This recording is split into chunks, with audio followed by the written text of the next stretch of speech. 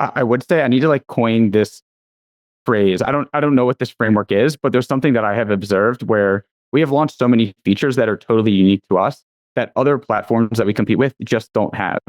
But if we launch this feature and let's say it's 4 out of 10, like maybe there's some bugs, it's like not as smooth, people ding us and be like, oh, I don't like this platform because this one obscure feature isn't that good, although it's not offered by any other platform. I don't know how to like better phrase that, but no, I got this. Do you know DJ Khaled? Of course, yeah, of course. Okay, so he has that album like Suffering from Success when he like does the thing. That's what you're doing. You're building so much stuff that you're going so far ahead of competitors that if you stumble a little bit, people think you're tripping even though they're not in the picture. This Week in Startups is brought to you by Kyte.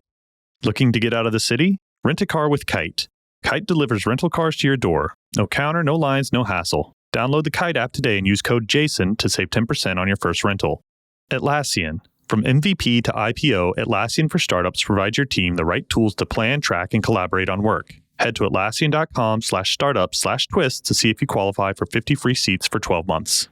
And LinkedIn Ads. To redeem a $100 LinkedIn ad credit and launch your first campaign, go to linkedin.com/thisweekinstartups. Hey, everybody. Welcome back to This Week in Startups. I'm Jason Calacanis. You know me from the All In podcast. You know me from Angel Investing, the award-winning book in 12 languages. It didn't win any awards, but it's in 12 languages. And I got paid $1 million for it, so that's good for my first book. It works out. Angel, 12 languages. You read that, you learn how to angel invest. If you want to angel invest a little bit more, we have something called thesyndicate.com. If you're an accredited investor, I'm starting to share deal flow on there. We've done about 300 deals. A couple of them have done extremely well over time, like Calm.com, Grin, and we've had some great returns. But you need to read the book. You need to understand angel investing before you get into it, because it all follows the crazy power law. We had a great episode with Stephen, who wrote the book, The Power Law, an outsider who wrote just about the power law. Lon, you know the power law, the Pareto principle, the 80-20 rule. I have not read the book, but I've heard a lot of discussion of it on this show and from you and videos over the years, so I feel like I'm roughly familiar. And that's Lon Harris in our headquarters in Austin. I am in Miami for F1. All In's doing a little event. And he's Alex in Providence, Rhode Island. Yes, sir. Alex, explain to Lon, simplest way you can, what the power law is. The power law. Don't GPT it. No, look, hands. Okay, good. Hand check. Power law indicates that most of your returns come from outlier outcomes. So essentially, if you want to think about it in the 80-20 context, 80% of your revenue will come from 20% of your customers. And you can also apply this in reverse. You might think that 80% of your complaints come from 20% of your customers. So essentially, it's always the outsized outcome, the far end of the chart, that matters the most, both in venture returns and also pretty much everything in business, actually, Jason? Depends. You know, if you ran a supermarket, there would be some power law, like maybe the eggs and the milk, outperformed everything else. But it might be a more fair distribution, wouldn't be as extreme. And even amongst the power law, the Pareto principle, 80-20 rule, that's actually would be delightful in venture if 80% of your returns came from the top 20. It's typically 99% of your returns come from your top 2%. So it is as polarizing as possible, which means it's confusing, which means everybody works really hard. And then sometimes people hit, and that's what we talk about here at This Week in Startups. We also run a program called Founder University. You can go to founder.university, where we teach these concepts and we teach people how to build companies. Typically, they know 60, 70% of the curriculum we present to them. But the 20, 30, 40% they don't know, oh my God, those could be the things that change the fate of a company. We like to talk about big tech news here because that affects little tech. And we like to talk about little tech because that means startups. And once in a while, we'll delve into politics if it has an impact. And there is always economic data that we like to just take a cursory look at and understand if it is meaningful to startups. So what's in the economic data here on Friday, May 2nd, 2025, Alex? Well, the big news is that jobs data for the United States came in a little bit better than expected. There was some information from ADP that came out earlier this week that said that, hey, maybe only 65,000 jobs were added in April. Turns out the number, according to the Bureau of Labor Statistics, is plus 177,000. This has brought people lots of joy. The downside, Jason, sticking to the macro picture, is that the stronger the labor market is, the more reticent the Fed will be to cut rates. So it's kind of good news, but also a little bit of bad news. Yeah, and for entrepreneurs who are building startups, talent is critical, but we are at a junction in talent, and that's really important for people to understand. You can do more with less. Startups are crushing it. How are they crushing it? Well, the way startups are crushing is they're doing my ADD philosophy: automate, delegate, deprecate. What does it mean? You can automate a task using AI. Go ahead and do it. And then let everybody in the company work on something else that's higher level. If you can delegate it, hopefully to another region or an outsourced firm, you probably want to do that if it's not core to the mission. Why?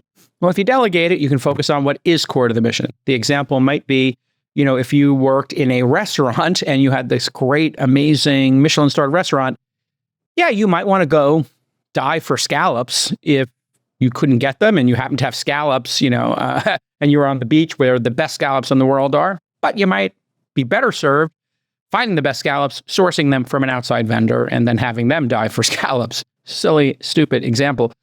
We live at the lowest unemployment of our lifetimes, Lon. And people don't realize this. And this is one of the things, again, here we go, politics. A lot of this election was based on people's feelings about the economy.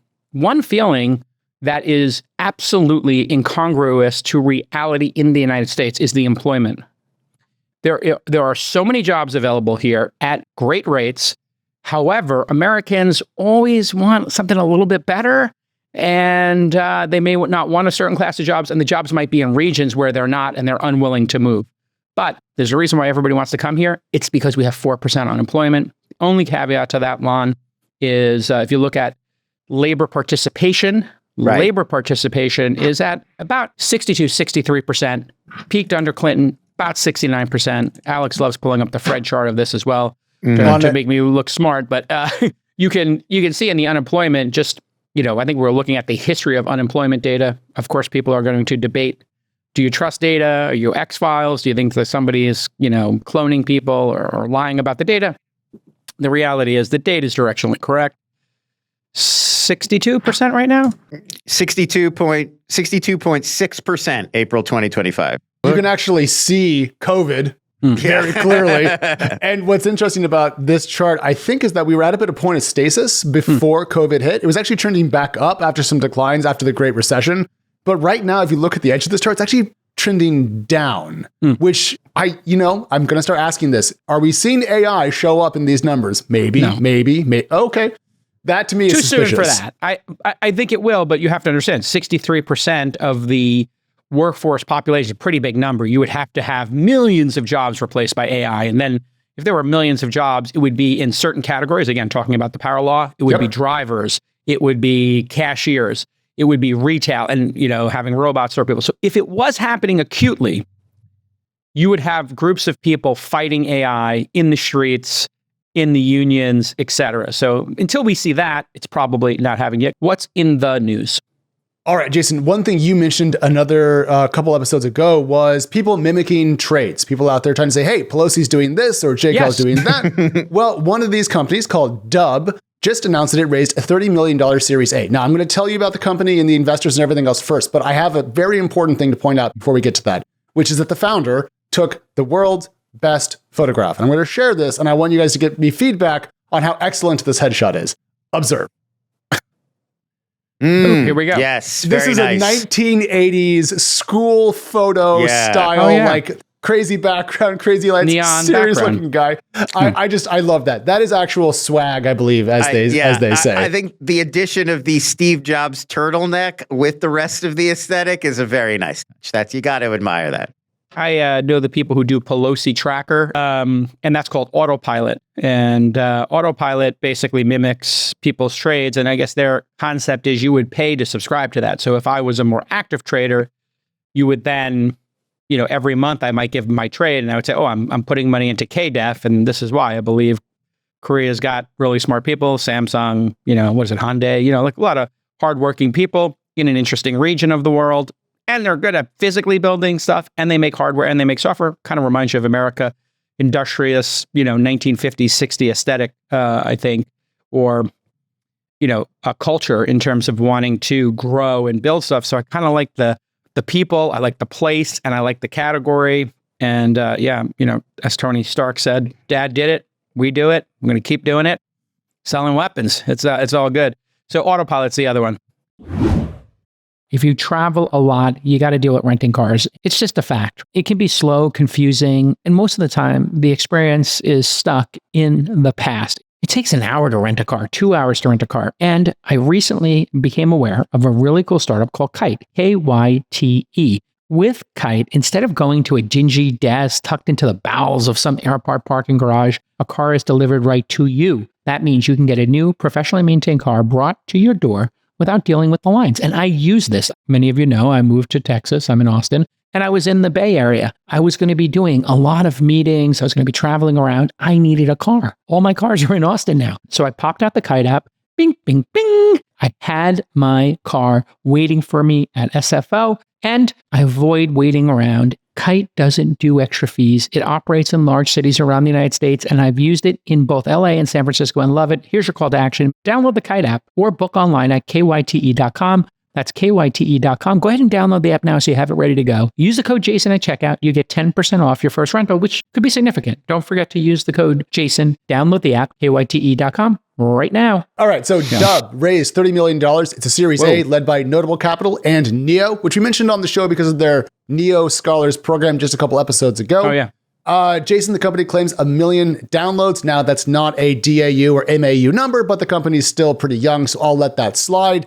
On the business model front, they charge a SaaS fee, so $10 a month to subscribe to the service, and then you can follow somebody, it'll do the trades for you.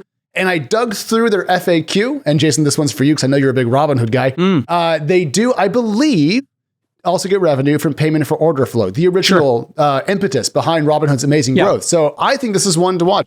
The thing is, how many of these do we need? Because Robinhood had a great quarter, Jason, so I'm curious how much room there is for more consumer-facing trading applications.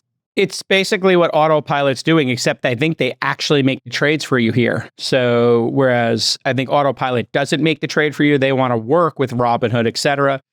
I think that people want to copy people's trades, but then I guess, do you want people to copy your trades becomes the issue. And maybe you don't want people copying your trades because it's a lot of responsibility. So people have pitched me on doing an ETF, and I might make some margin on it or whatever, when I'm doing my own book. I don't actually want that responsibility. I don't think it might be like a zone of excellence I could have, but I feel like my zone of excellence is podcasting and picking, really early stage startups. So you got to focus on that. Yeah, and so much of then your persona is going to be caught up with, well, are you making people money or not? Think of the anger that those people will have for you if your trades don't work out. Even if it's not you like Jason promoting it himself, like, hey, follow my trades, invest with me. I still think if people are following your example and you lose them a bunch of money, they're going to be mad at you. You're going to be creating this whole... When's the last time you read a 13F filing? 46 years. It's been 46 years. I'm sorry, I'm being a brat. A 13F filing is what institutional investors have to file with the SEC, and you can often see what they have. So it's not like Billy Ackman's going to be like, posting notes and throwing them to Dub to let them know. I think, Jason, you can pull this stuff from filings, and then whether they want you to or not, you can kind of play along. Also, people now explain their trades on social media as a regular practice. They talk about what they're doing and why. They do it because really two things. One, I think they really genuinely want feedback on their trades. Like they want people to understand, hey, here's my thesis, here's why I'm doing it. And then they want people to then either follow their trade or go against it, et cetera, and get that level of market feedback. So, if you look at the funds like Hindenburg Research, which I think is winding down, I think they made enough money, they're going to wind down, but they would find a target. They would say, we believe this company is not worth what it's worth. We think that there are some issues with this company. Here's what we found in our research. By the way, we have shorted it. Now you read our research. If you think this is a good company, by all means, keep buying it. If you don't, feel free to short it or sell it. And then obviously that starts a preference stack. So people can question the motives of all this, but in a free market theory, a great company that has a bunch of shorts against it, those shorts will get burned and incinerated, and it will be painful, which is what happened to Tesla shorts after they actually shipped the Model 3, right? Like when they shipped that, it was like, oh my God, this is the best-selling car in the world. Oops, we made a mistake shorting the stock. It's an interesting company. I think the biggest news, obviously, in the industry that we should really get right to is Apple's control over the App Store, because paying a 30% tax to Apple is really does break a lot of businesses in the consumer subscription space or in the subscription space, music subscriptions, video game subscriptions. This is too high of a tax, and people have to rat around it. And then Apple has too much control over what gets put on your iPhone. They consider that a feature. Most of us consider it a nuisance. Like, I should be able to load what I want on my phone. And if I load spyware or something silly, well, that's on me, just like on your desktop. But here we are.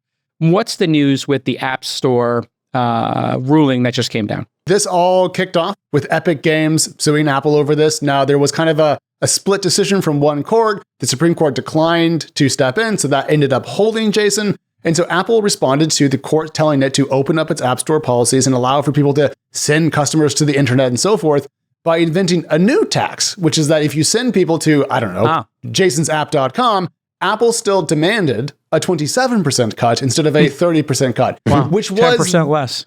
The most blatant example of Apple saying, we are going to try to technically comply with this ruling in a manner that does not disrupt our business.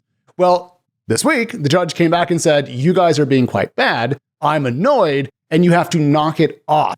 And the judge went pretty hard here, saying that they hid the truth and that VP of Finance Alex Roman outright lied under oath. Like, this judge is mad about what Apple did.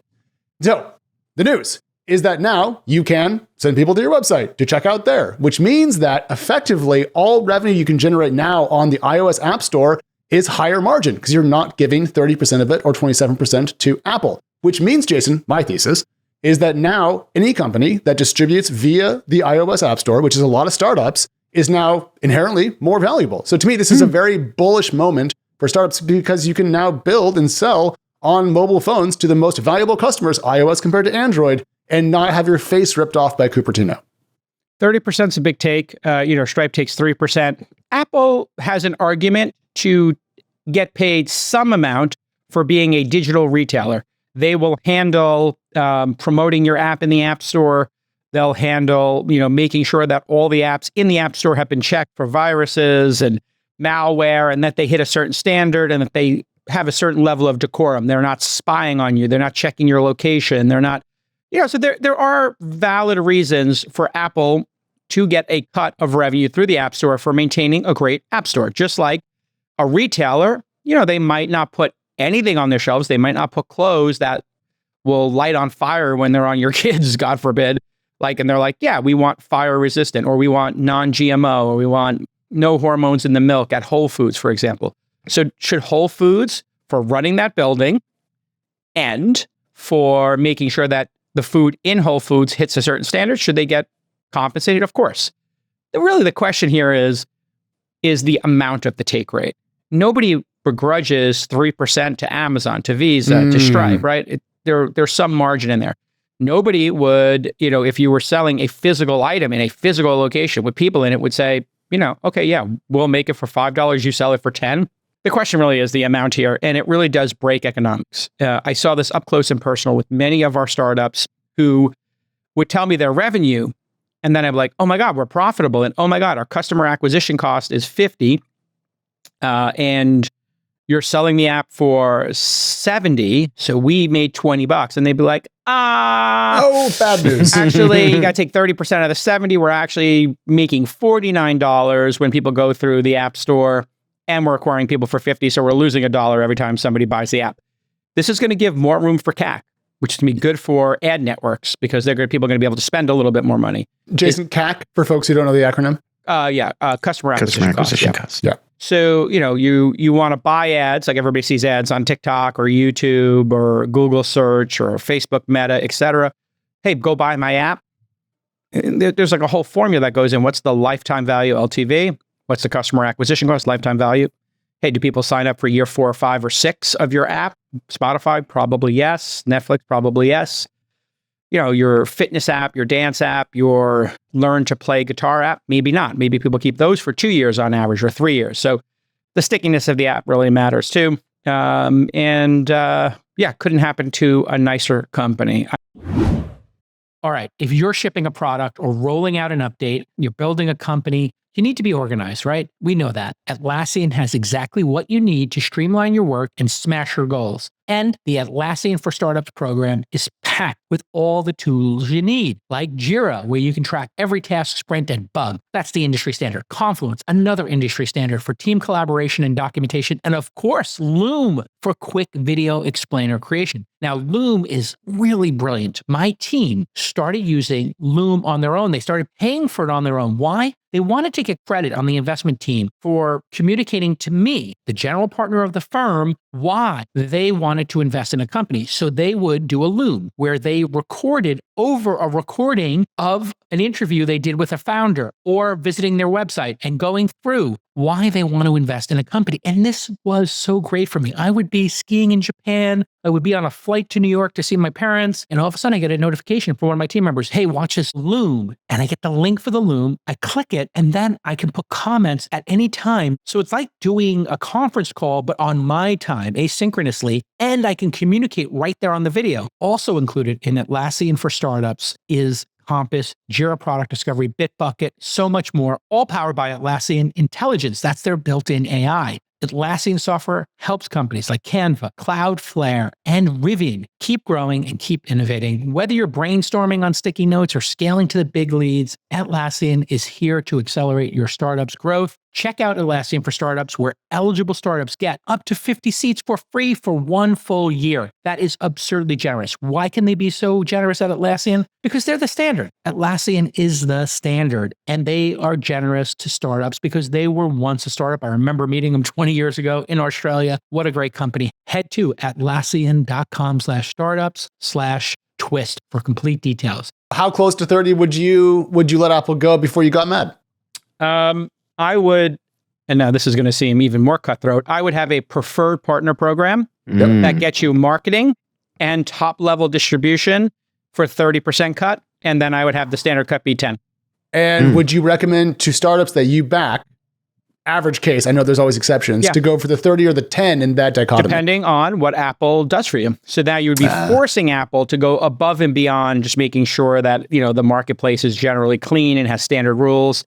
I also think they should have a VIP tier that gets your app approved same day, guaranteed within, 12 hours of you submitting it. You go to the front of the line, because that's another thing. You have everybody in the world making apps. It's so easy to make an app. So you have this really long line around the corner. There needs to be like the equivalent of clear. You do need to provide value. And I think one of the problems with a monopoly or a duopoly, which is really what the app stores are, it's a duopoly. Yes. And the duopoly magically it has the exact same fee structure and the exact same issues.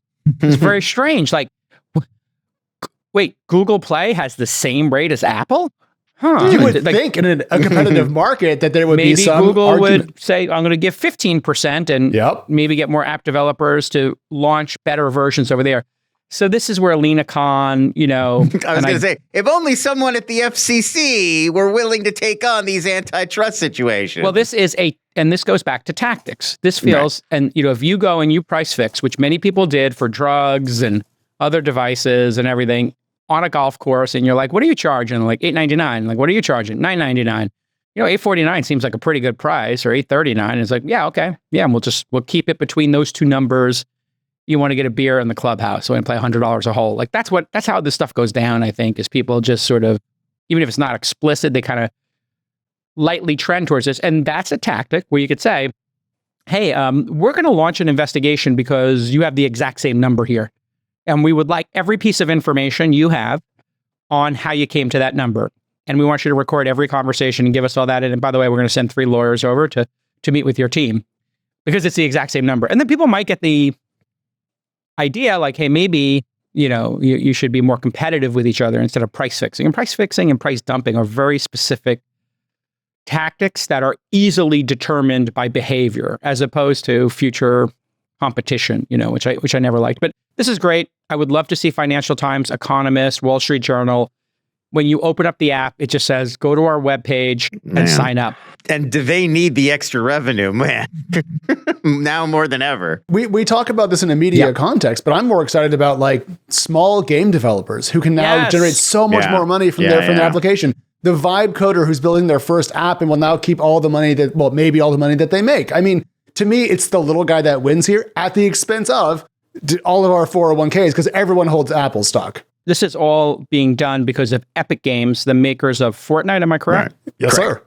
And they have this guy, what's his name? Sweeney? Is that his name? Tim Sweeney. Tim Sweeney. This guy is like a hardcore mofo. I love this guy. He's like, I'm going to take on Apple and I'm going to do it for 5 or 10 years. And then he's like in our app store, because I think he's got his own gaming app store. He's like, there's no revenue share until you hit $1 million. So to your point, if you're an indie developer, hey, you take the first $1 million.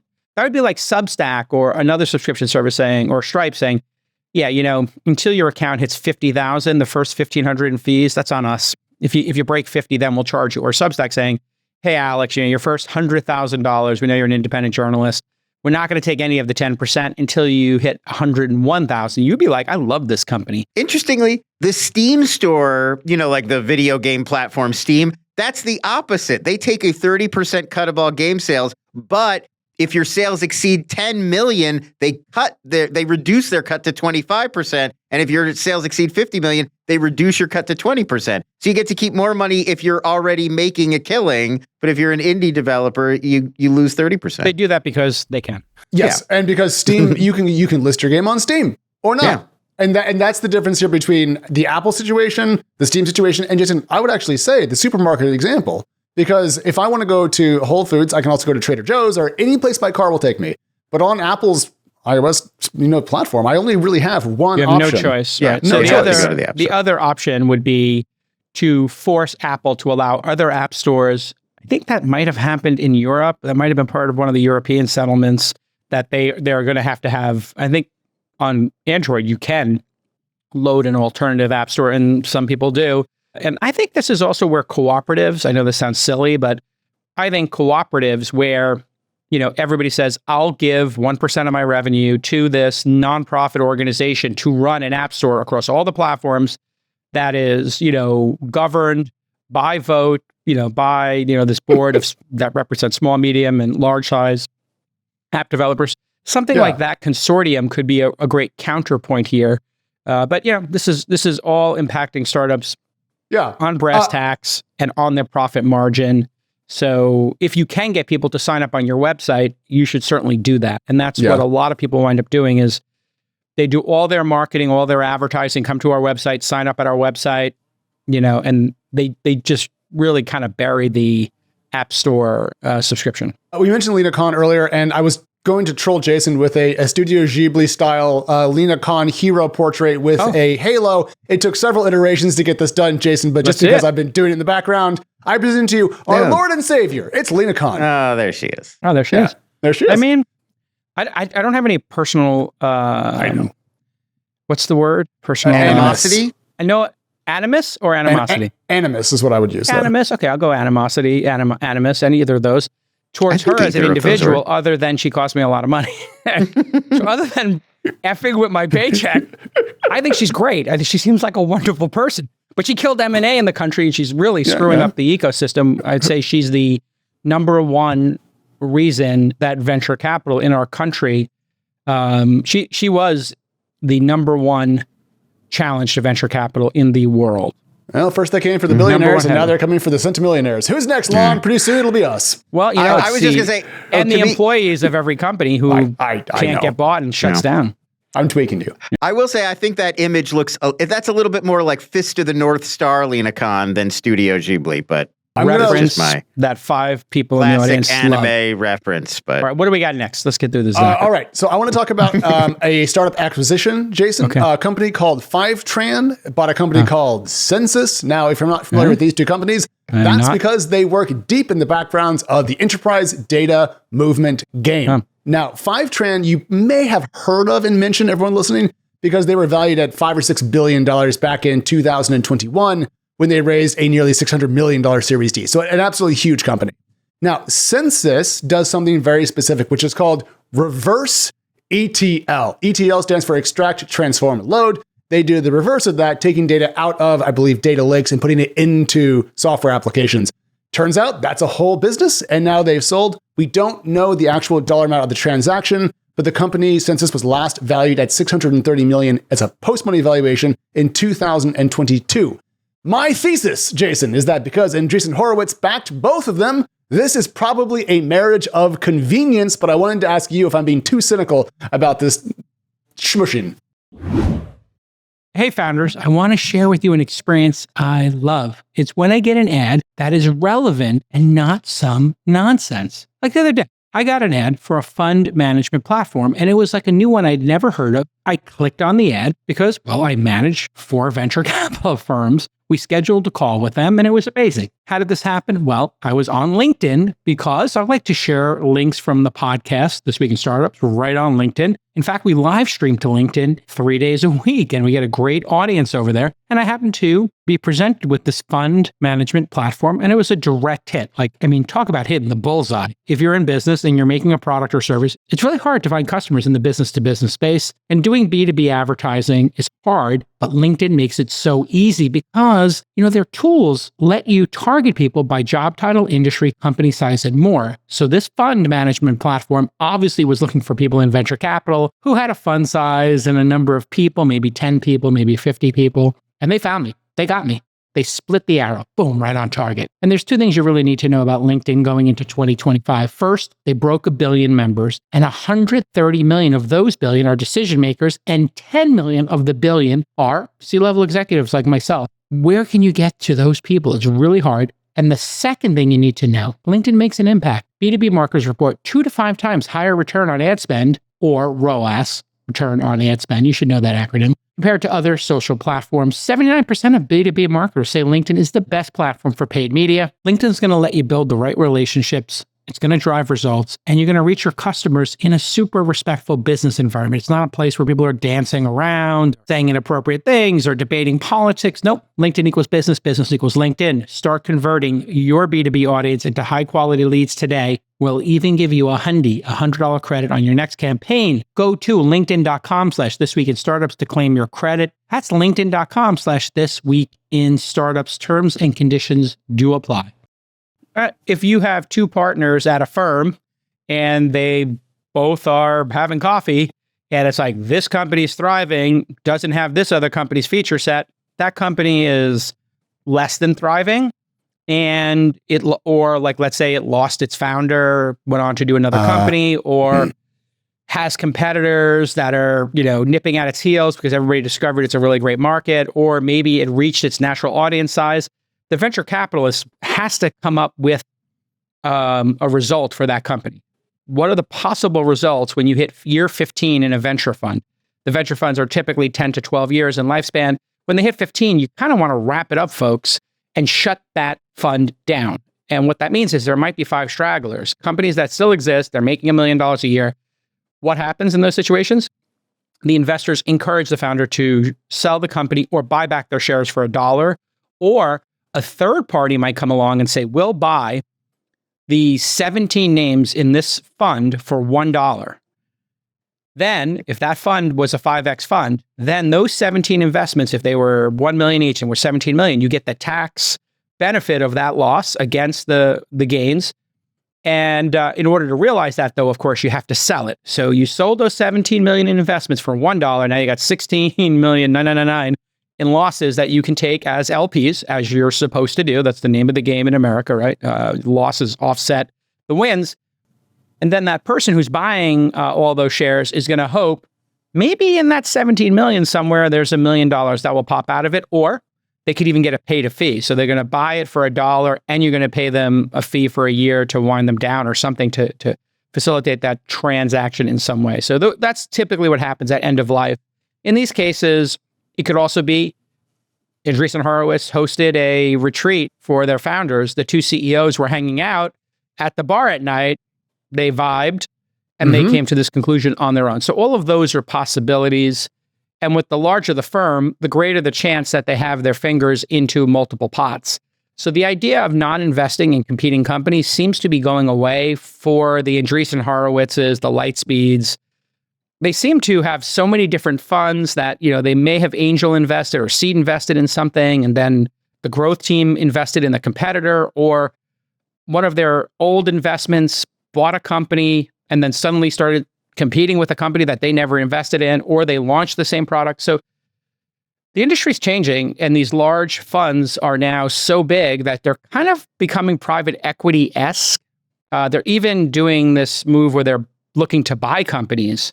So if they see an undervalued company, a number of them, I'm not sure who's on this list. I know Andreessen has been talking about it. Thrive Capital just announced it. Josh Kushner, he announced he's going to start buying companies, and then they try to run them. So kind of Berkshire Hathaway kind of ownership levels, or a private equity firm levels. Venture capital exits do not generate enough total liquidity to make a $7 or $8 billion venture capital fund make economic sense unless you accrete to yourself like 80% of the exits for the next 10 years.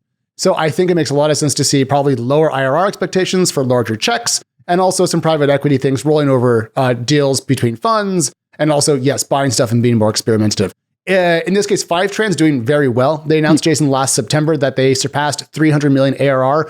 Essentially, the gist there is that AI, lots of data. If you move corporate data in the era of AI, you have a lot of business. So I'm actually kind of, my hypothesis here is that Fivetran was doing great, Census was doing fine, better together, full spectrum package, and TechCrunch did right. They had some of the same customers, so probably pretty easy just to tie up those relationships in one bucket and move on. Yeah, but I'd love to see M&A.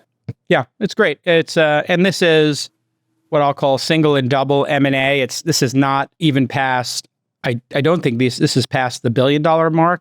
It's a company that raised what, 100 million or something. Yeah, our last valuation 6 to 650 back a couple of years ago, but that was bubble valuation era. So yeah, so I mean, there's a lot of cleanup work that's going to happen in the next couple of years of companies making hundreds of millions, tens of millions, hundreds of millions, maybe even $1 billion, that aren't growing fast enough to go public. So you're making $1 billion, but maybe next year you're making 1.1 billion. Maybe nobody really wants that stock. You can't really tell any story. You've had 15 years to figure out or 20 years, how to get this thing to grow faster. All of that, all of those zombie corns, companies going sideways, but they're still $1 billion companies. They have to be dispatched in some way. So there's going to be a lot of this M&A, I predict, or selling of assets in the coming years.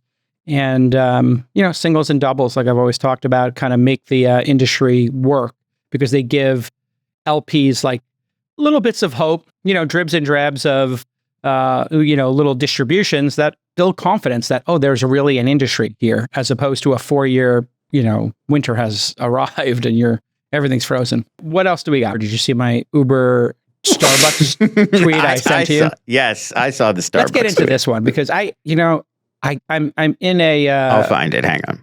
Okay, I'm leaning into my villainous capitalist era, and this one I thought was going to tweak people. In fact, when I wrote it, I was like, "This is going to get a large amount of hate, because people are going to think it's too Orwellian or it's too heavy-handed."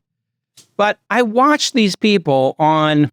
If you look at I was quote retweeting myself, which is the true sign of a narcissist. But if you look at this union video, if you just play it for a second, it's kind of interesting. Like they are. Starbucks love to do is allow partners to be themselves, or whatever that PR that they want to push. I don't understand how that's in good faith of letting us express ourselves. I don't understand how that's supposed to embody craft and culture and bring us back to that coffee house. Okay. And so you said your most annoying niece or nephew or them is really upset that they cannot wear what they want to Starbucks. And I said to this, like, it's enough already. Like, we're not going to Starbucks for your creative outlet as a barista. We want coffee that's delicious, served correctly and fast. And Starbucks can't get orders correct. 50-60% of Starbucks orders are wrong. Now, it's kind of their fault too, because there's too many options. But I'm just infuriated by Starbucks because I have to go to it because my daughters love it. And I just want them to get the order right. I don't care about your flair. Some places, like in Office Space, they want you to do Tchotchkes. The restaurant's called Tchotchkes in Office Space. They want you to have personality. I'm not going to Starbucks for the personality of the barista. If I'm in Spain or I'm here in Miami and I want to get a cortado or a café con leche, and like yes, I do want a little bit of flavor there. I'm looking for consistency at Starbucks. Anywhere in the world, make it right. Is this kind of Starbucks' own fault? Though, like, I'm not disagreeing with you. When I go to Starbucks, I just want coffee. Get me in, get me out. I don't want to worry about it. Yes. But I do feel like Starbucks themselves kind of created enabled this. it. Yes, just we're like the neighborhood funky coffee shop. Like Enabled's the wrong word. They leveraged that. They leveraged it as a place for cool people to be. It used to be, correct. Don't forget, 15 years ago, a place to hang out. Right. And I think this barista is correct. Like, that was the vibe. Starbucks changed. The barista There's didn't a new change. sheriff in town. I am officially the CEO of Starbucks. I am the shadow CEO. I'm Darth Calacanis, the shadow CEO of Starbucks. We're getting back to basics. Okay. Do not bring your personality. I always put a uniform on.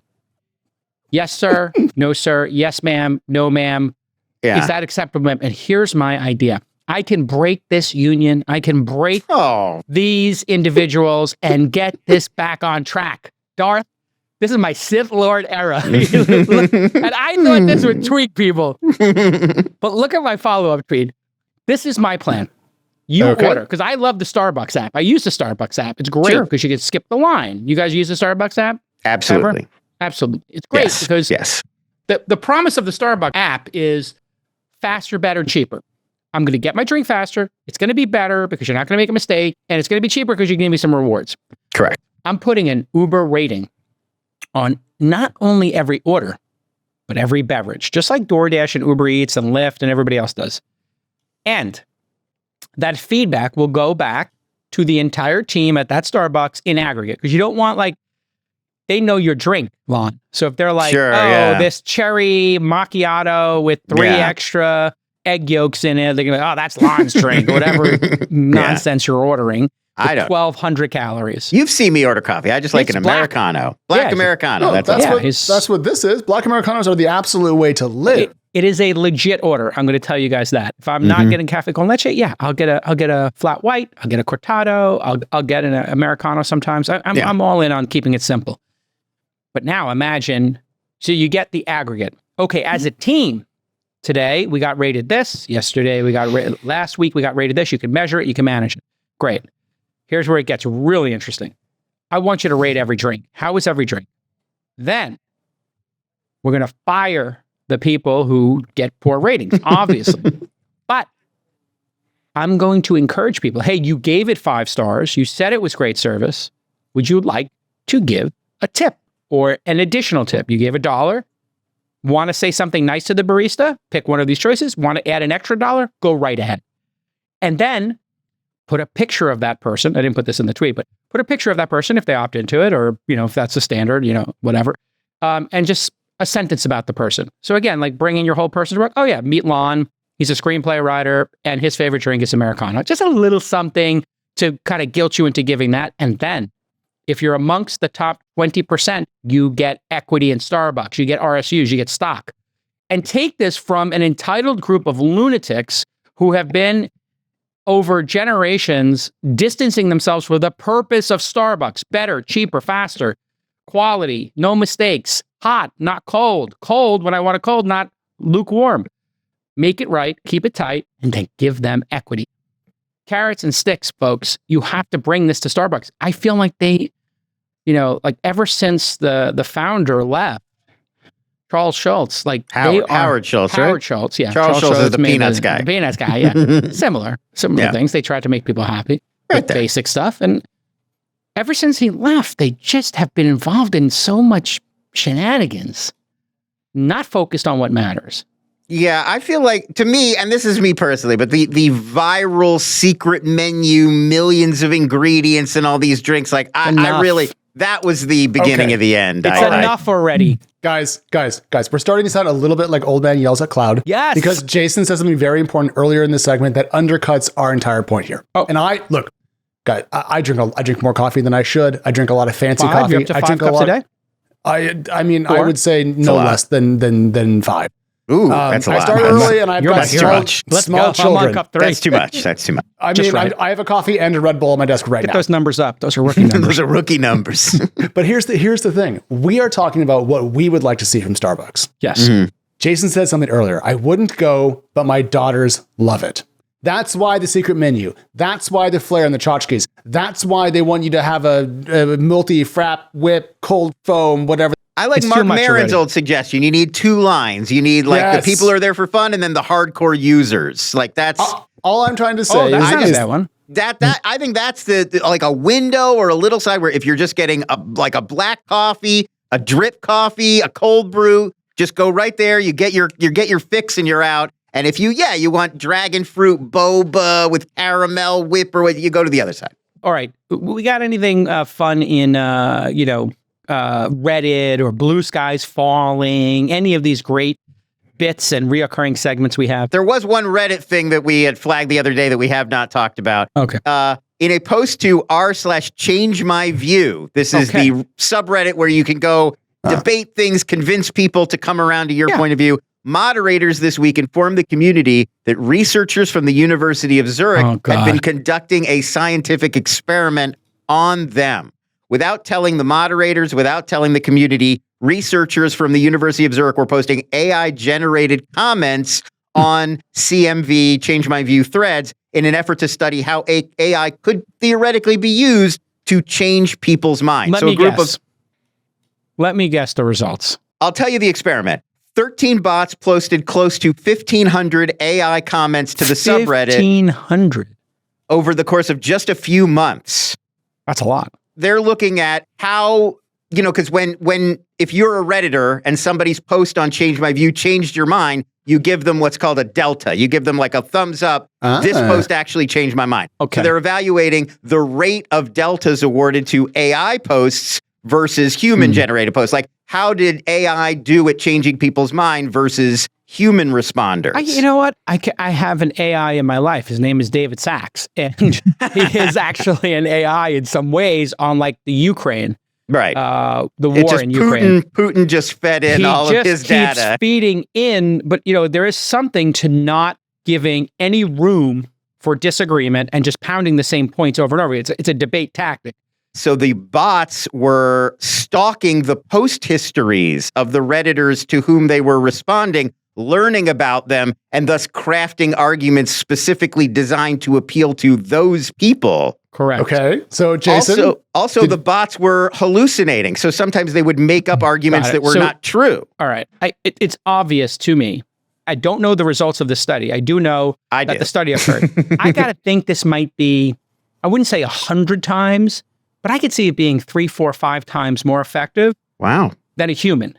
A magnitude. So out of 1,500 AI comments overall, over 100 Redditors awarded deltas to the bots, suggesting the AI had changed their mind. That's about 6 times the rate of a human responder. So you almost nailed it. You got very close. The 3, 4, 5, 6. Yeah, the AI did about 6 times better than a human would in terms of changing people's minds. And by the way, this is what's happening across all systems. This is the argument, Alex, for getting rid of TikTok. Because the Chinese government is doing this right now. What do you think, Words out of my mouth. I'm terrified about what this means just for the broader internet, because I don't think we have the bot problem sorted out. I don't think we have any way at scale to filter out AI-generated content. And I think that the average person is such a low information voter, to borrow a term from elections, that they don't have defense mechanisms. Should we go to Beehiiv? We got Tyler from Beehiiv. This is a pretty great company.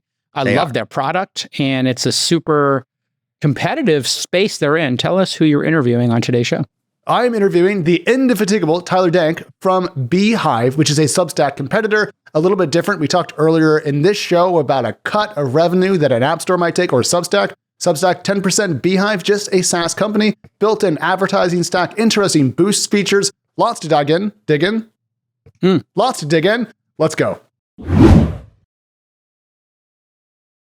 Social networks, they come and they go. Internal work tooling seems to come out every couple of years and replace what we used before. But no matter how far we get from the birth of the internet, one service has shown essentially unstoppable staying power, and that's email. Yes, everybody's favorite communication tool to love and hate really does appear to be unkillable today. But that means that we all use it, and therefore startups have a really big prize to go after. And a couple of them have shown recently that email is still so powerful today, it's possible to build a big business on top of the venerable technology. One of them is Beehiiv, a super impressive company that we use every day here at Twist to send out our Twist 500 email. Now, I added Beehiiv to the Twist 500 not only because I use its product every single day, but also because it's growing incredibly quickly and appears to have a very unique shipping culture. So to better understand how Beehiiv has grown so quickly and manages to drop new features so very, very often, please welcome to the show. It's Tyler Denk, Beehiiv's co-founder and CEO. Tyler, how are you, man? This guy's a pro. Honored to be here. It's been a minute since we've talked. Beehiiv is shipping like mad. We'll talk about that in a second. But before I get into my questions, I want to pause and let you tell the people exactly what Beehiiv is in your mind. Yeah, very simply, we help people send email newsletters. A more official stance would be we help people create, distribute, grow, and monetize their audience, primarily through email. And so we have large publishers like Time. We have talent like Arnold Schwarzenegger. We have journalists like Oliver Darcy. It's like a very wide range of people who leverage email to distribute content and grow their audience. Do you have one particular customer profile that you think is the best one? Like when I think of like Substack, for example, a competitor of yours, I think about independent media. Is there like a leading group of customers at Beehiiv that I should think of? Twist. Twist is our ideal customer.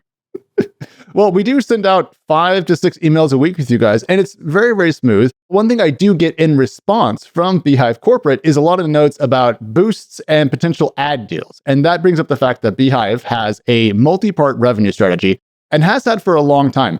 Can you tell me just a little bit about when you guys branched out from just being a SaaS company and what led to that choice? Yeah, I'd even go a step further back in saying previously to Beehiiv, I was at Morning Brew. And Morning Brew eventually got acquired by Business Insider for $75 million. Morning Brew primarily made revenue via advertisements. And so what you see at the top of every Morning Brew email is Apple, Visa sponsors the newsletter. They get 150 words of copy. There's a few other advertisements down below as well. What they don't see is that there's probably 20 people in that brand partnerships team that's talking to ad agencies and advertisers. There's a team of copywriters. There's an ad operations process to put the ads into the newsletter, to get all of the data, to package it up, to send it back to the advertisers, and then to renew the advertising process again, right? And so in seeing that and building the infrastructure and tools while I was at Morning Brew, like that really was the impetus and the opportunity of a lot of these writers are just like a one-person team. They're amazing at writing about sports, politics, tech, whatever it may be. Just because you're amazing at writing about sports doesn't mean you know how to sell an advertising package to Nike or Adidas to monetize your content. I am that person with my own little newsletter. And if you ask me to sell to Nike, what would I show up with, like a clipboard? I have no idea. Yeah, fetal position, right? No idea where to go from there. And so that is like the value prop that we initially started with, right?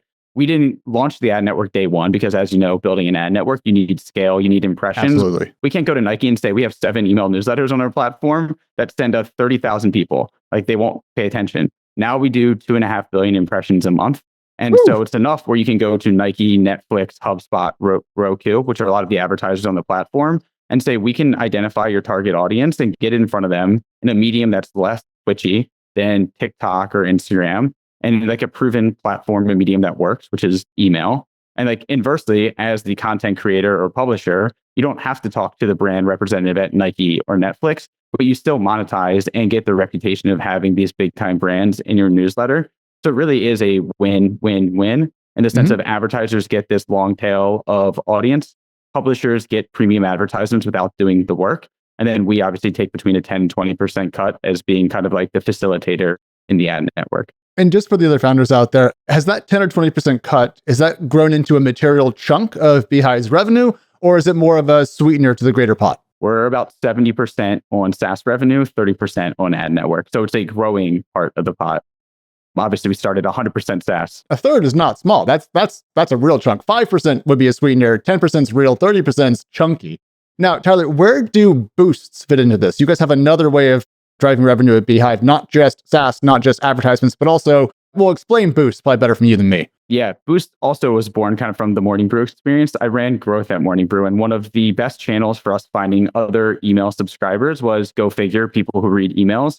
And so we would sponsor other email newsletters or do what is like a classic acquisition strategy on the internet, which is like co-registration, where you sign up for something and like towards the end of the sign up, one click, I also want this other thing. And by sending that person to that other thing sends you money, right? So it's like basic co-registration on the internet.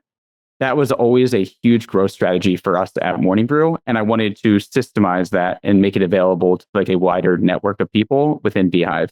So quite simply, Boost it's a two-sided marketplace, so maybe not as simple to explain. But if I want to grow faster, I can say I am willing to pay $2 per lead. Everyone in the Beehiiv ecosystem sees that offer. They can apply to boost my newsletter. And if I accept them, every subscriber they send me, I pay them $2. So it's like a growth channel for me as someone who wants to grow faster. Inversely, if I want to make money on the platform, I can go through the marketplace and be like, oh, this person is sending $3 per lead. They're doing $4 per lead. So I can kind of aggregate these other publishers that I want to recommend. And for every subscriber I send them, I get $3 or $4 back. And so it ends up being like a very easy passive revenue stream. And it's like, again, another win-win. People on the platform want to grow faster. They already have a paid budget. They're willing to put money to grow their audience. Other people are growing quickly and they want to monetize this new growth and they can earn revenue from that. And then we take a 20% flat rate on that. And then to answer your like initial question of like, where does that fit in? Boost is smaller. It's probably like between 2 and 4% of our monthly revenue. So according to your scale, I think it's a sweetener.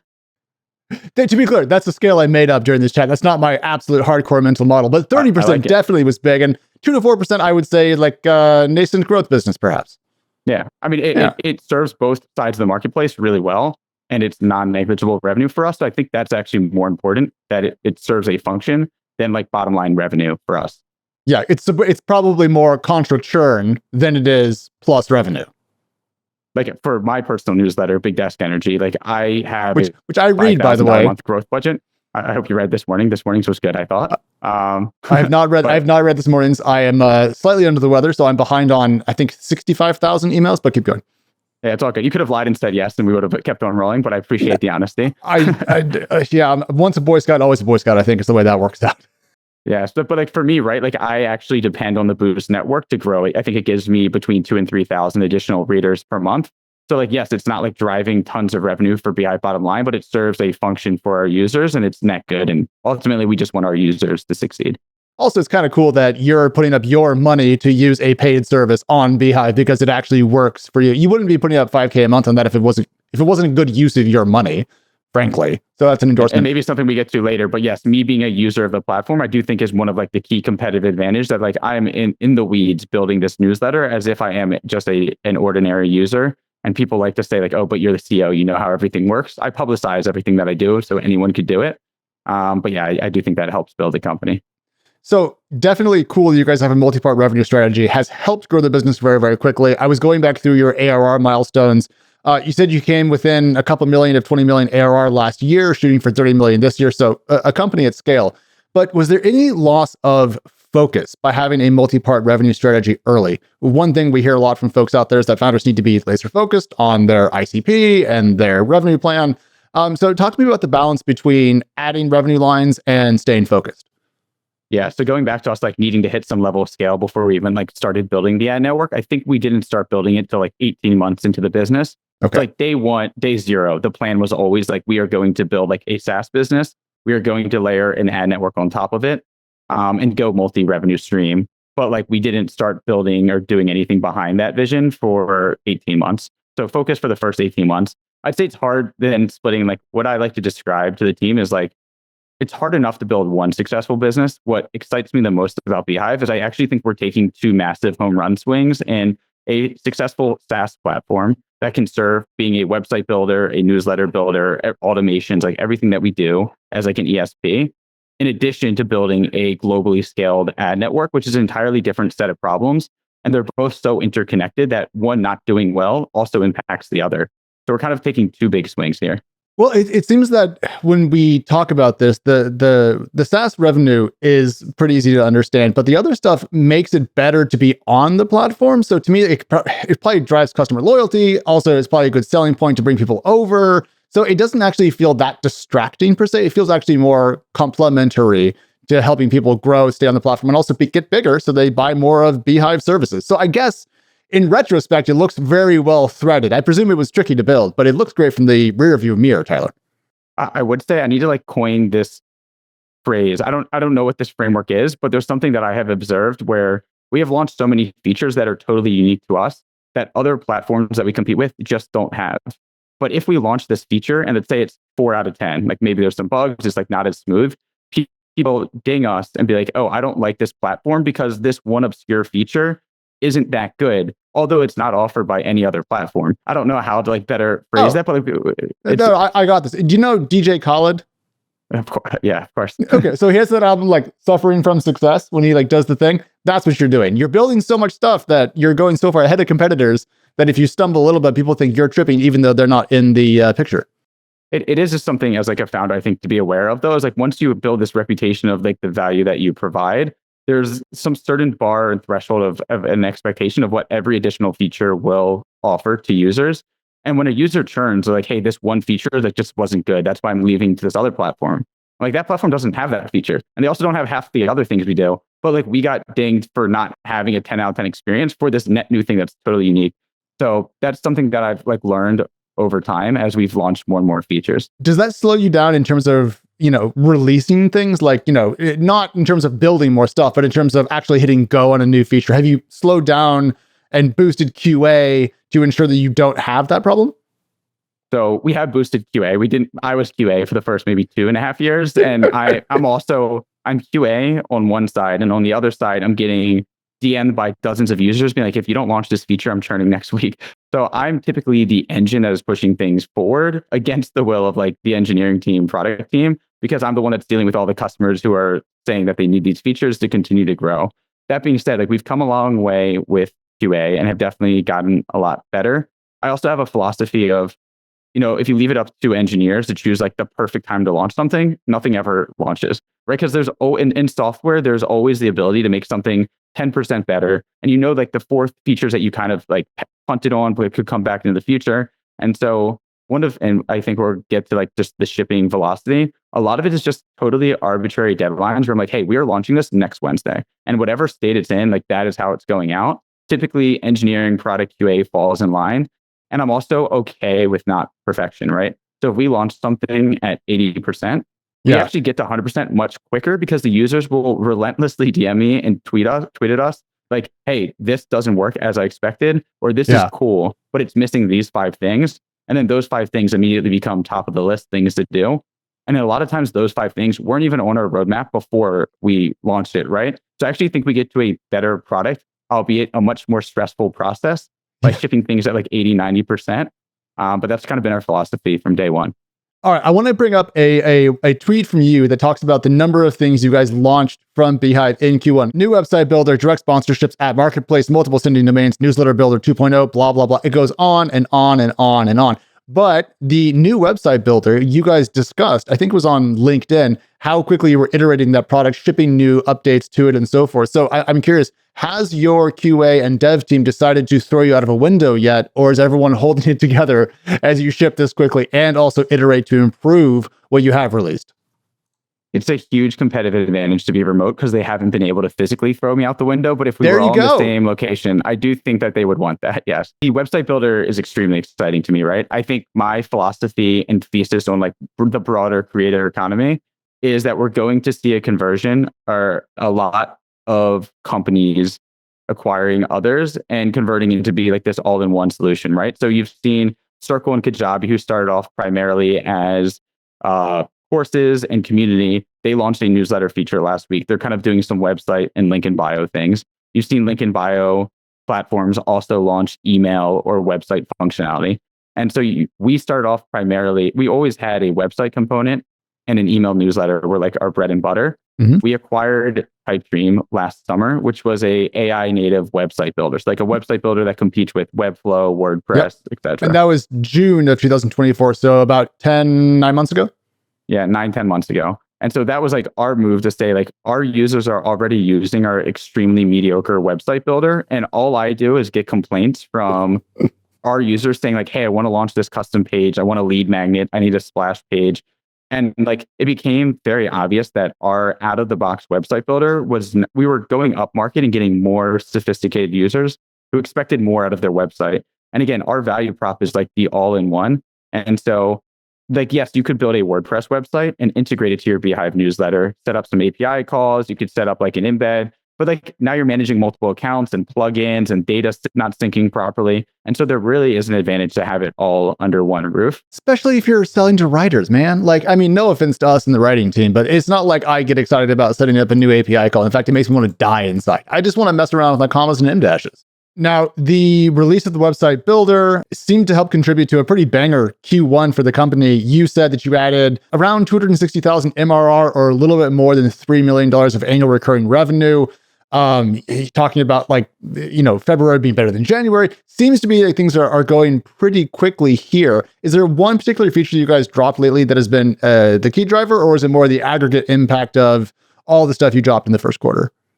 Yeah, depending on who's listening, they either think this is extremely cool or extremely lame, depending on how large the company is. Last week, we just had our best week ever and added 30K of MRR, which maybe it's because it happened so quickly. Like just 3.5 years ago, we did 2K MRR in the entire month, right? And so being at a stage where we're adding $30,000 of recurring revenue a week, to me is like crazy. Like I'm super hyped up on that. But to answer your actual question regarding was there any individual feature? What I've always said, and like some companies have some inflection point where it just goes pure vertical. For us, we've gotten 10% better every single week and consistently listen to users, ship new features. And it's just like an incremental at our size. We probably grow MRR 5 to 10% a month. But there's not like, hey, we launched this. Things went, money printer turned on. We went full vertical. Things are absolutely crushing. The website builder is probably the closest thing to that, but it's still like in a private beta now.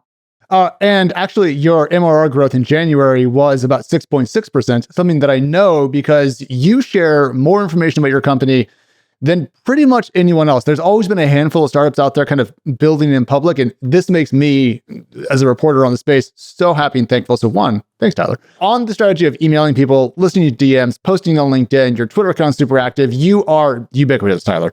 And I'm curious if you think that approach to talking to the market, talking to potential users, current users, is a model that other founders should emulate because it's effective, or is it more of a Beehiiv specific approach that works better because of the business you're in, the types of users and customers you have, and so forth?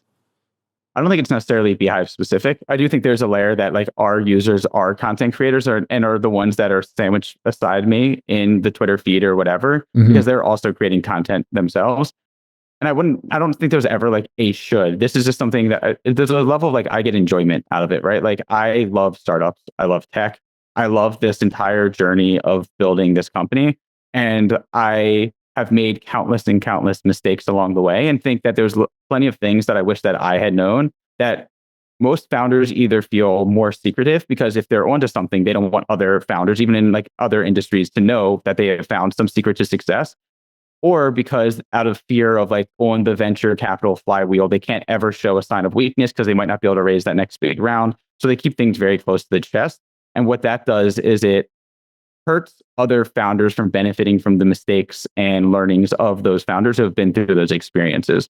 So part of it is slightly altruistic of like, I do want to help other startups and founders. I think more startups and companies being built and having success is like net good for the world. And if people can benefit from my shitty mistakes that I've made, and I can summarize that, package it up, send it, and people will not make that mistake in the future, and that increases the odds of their success, like that's not good for everyone, unless it's our competitors, and that's great. It's a form of brand marketing, I think, which actually, we don't really have time to get into this, but you guys just talked about dropping, I think it was like $500,000 on Subway ads and that sort of thing, which was overall pretty effective for the company. So the first time we've ever done brand marketing, when you get around to reading my email newsletter today, that's what it was about. Is this? Oh, well then I read it on the web then. Good. I actually did read it. Look at that. You read it. Nice. Full circle moment here. So first year of business, we've never spent $1 on acquisition, right? I think a lot of startups, they very quickly fall into, we raise money. Let's put money into the Facebook and Meta machine and the Google machine. And like, that's how we're going to scale users and revenue. We didn't have a ton of money, and I just thought that it would be healthier as a business to figure out how do we grow organically from word of mouth, from product-led growth, build our funnels. And after 3.5 years of relentlessly building features, and like with the roadmap in Q1 that you displayed earlier, I feel like we finally reached the point of Beehiiv stands alone as like an incredible product that has feature parity with all of the incumbents in the space, with the newsletter builder and the website builder that now expanded the market of who we can serve. I felt like it was the perfect time to kind of reintroduce ourselves as the campaign is the one place to build. and it's encapsulating whether it is a newsletter, a website, a landing page, a community. Beehiiv can do that. And so that is like the lead up to doing this brand marketing campaign, which was a Subway ad as well. One last question before I let you go. It is a particularly busy news cycle out there. And I mean, right before we jumped on this interview, I was just thinking about what does 104% tariffs mean on China-US trade relations? And there's also, as you mentioned earlier, some AI startups that are going from zero to $1 cajillion in revenue seemingly overnight. So for founders out there who are working on something and building it possibly in obscurity, what can you tell them about staying focused, staying motivated, and keeping your eye on the prize while the world tries to immolate around us? I did write something about this recently. I think it's one of the most difficult things, right? When you see a company go from 0 to 20 million in revenue in 3 months, and I'm like, dude, I've been doing this for 3 years. I have so many gray hairs from doing this. And they achieved more. I don't see a single gray hair on that head. They're on the side. They're on the side. Okay, all right. The fact that they went from they're doing more revenue than we have done. We've been building this for 3.5 years, and I've had so many lessons. Like, it's very humbling, and it's also, I think, the earlier you are in your journey, the less you have to lose. So the easier it is to get wide-eyed and see that next shiny thing and try to jump on and latch to it and like jump onto this AI hype cycle. Try to like pivot to something else. And again, some pivots are good. But I think the thing that, and every journey is very different. For us, it really has been just like, how do we get 10% better every single week? We have a very opinionated roadmap.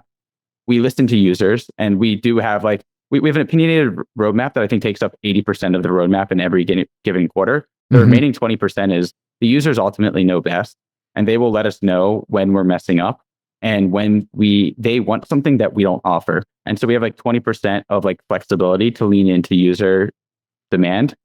And so that's kind of like how we remain focused, but it is hard. The news cycle works for you and against you, right? For you, if you ever make a mistake and it feels like the world is like crashing down around you and every employee is like, holy shit, this is like the biggest mistake ever. It's like very humbling to remember like all of the crazy shit that's happened in the past few years, people will forget about this in 48 hours and everything is going to be okay. But it does mean frequency and consistency with creating content and making yourself relevant is just as important. Well, Tyler, I appreciate it so much. I want to have you back on in 6 months to see how you are tracking towards your 30 million ARR goal for 2025. But in the meantime, it's Beehiiv.com. And what is one role you're trying to hire for that's currently a bit tough? So, ad seller. So we talked a lot about the ad network. We're doing about $2 million in ad sales per quarter without an ad seller. So that's like the demand from advertisers, like they want to advertise. We're looking to hire our first ad seller to like more legitimize this. And if you do ad sales and you heard $2 million without a seller, that's the opportunity, right? So I think it's a great position and hoping we find someone great. All right. Someone's going to call in and take that from 2 to 4 million. But in the meantime, Tyler, thank you so much. We'll have you back on. And in the meantime, this is Twist. Appreciate it. Thanks.